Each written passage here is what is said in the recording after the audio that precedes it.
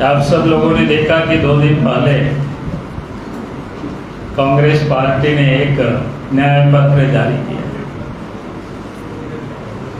तो हमें लगा कि न्याय पत्र जारी करने के पहले कांग्रेस पार्टी को जो इस देश में 55 वर्षों तक जो देश की जनता के साथ उन्होंने जो अन्याय किया है, जो जुल्म किया है, उसे देशवासियों से उनको पहले क्षमा मांगनी चाहिए थी।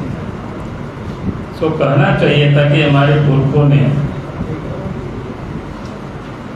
जो यहाँ पर राज्य किया, देश में जनता ने उनको अवसर दिया, मौका दिया, लेकिन देश की जनता के साथ उन्होंने अन्याय किया।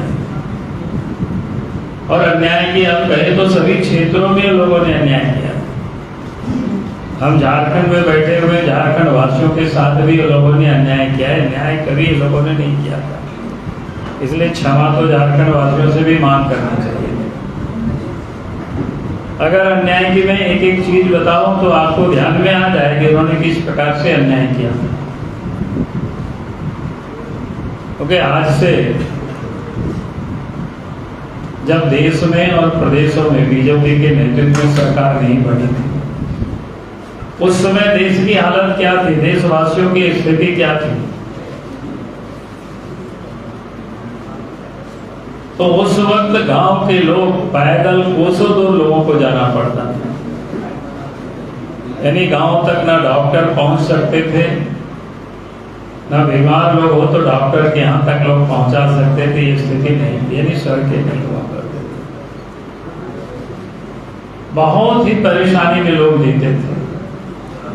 बरसात का जब मौसम होता था तो एक प्रकार से गांव टापू में बदल जाता था। वो लोग कहीं बाहर नहा सकते थे, ना बाहर से कोई लोग वहां जा सकते थे। कांग्रेस पार्टी ने वर्षों तक राज्य किया, लेकिन इसकी उन्होंने चिंता नहीं की। भारत गांव का देश है, ये तो वो जरूर बोलते थे। ये भी कहते थे गांव का विकास होगा तब देश का विकास होगा, लेकिन गांव की ओर उन्होंने कभी भी ध्यान नहीं दिया। इसलिए मैंने कहा कि कांग्रेस पार्टी ने देशवासियों के साथ अन्याय किया था, तो पहले तो उस अन्याय का उनको क्षमा मांगनी चाहिए थी, तब उनको न्याय पत्र निकालनी चाहिए। आपने देखा कि बीजेपी की सरकार बनी तो गांव को सड़कों से जोड़ दिया। आज कोई गांव के आने जाने में कोई दिक्कत नहीं है। फिर गांव में, भारत के गांव में लोग बिजली नहीं देखा था, उसमें करासन तेल, मिट्टी तेल के लिए लड़ते रहते थे। उसके लिए भी एमएलए एमपी को लोग ढूंढते रहते थे, जनप्रतिनिधि भी परेशान रहते थे। यानी कांग्रेस पार्टी ने संकट पैदा कर रखा था इस देश का। बीजेपी की सरकार बनी, गांव घरों तक बिजली पहुंचा दी।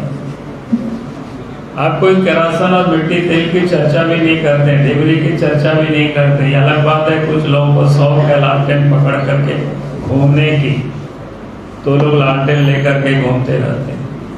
तो कांग्रेस ने असंख्य देशवासियों के साथ, गरीबों के साथ अन्याय किया कि लोगों का क्या कसूर था कि आप उनके घरों में बिजली क्यों नहीं पहुंचाए।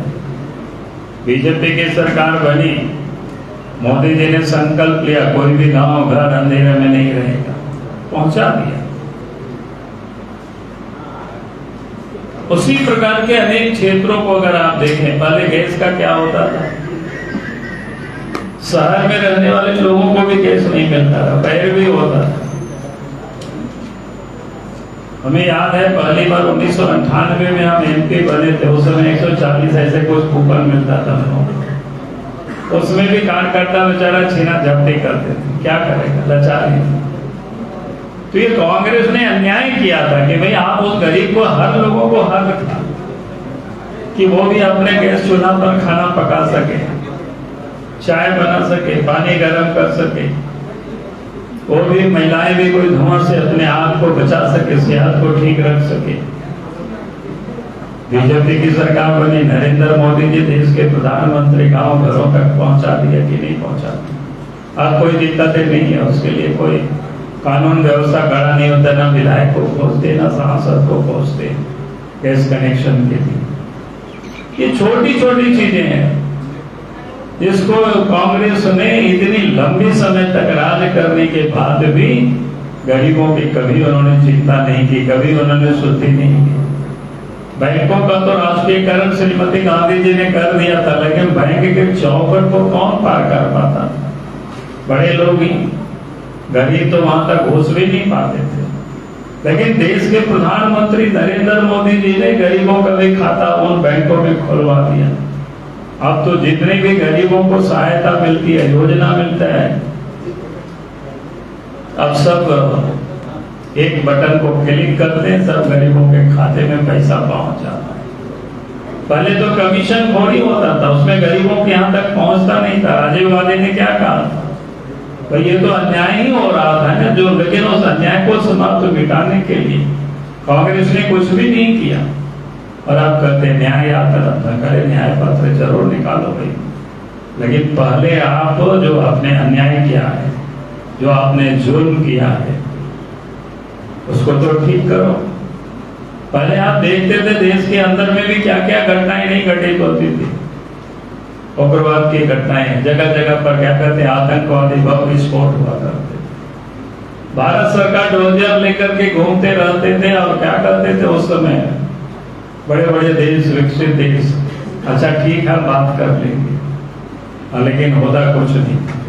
मोदी जी ने प्रधानमंत्री बने 14 में आंख जो आंख मिलाकर के बात करते दुनिया के सामने, और इतना हुआ कि आप स्थिति आप देखें, एक तो घटना हुई तो घुस करके ठोक दिए।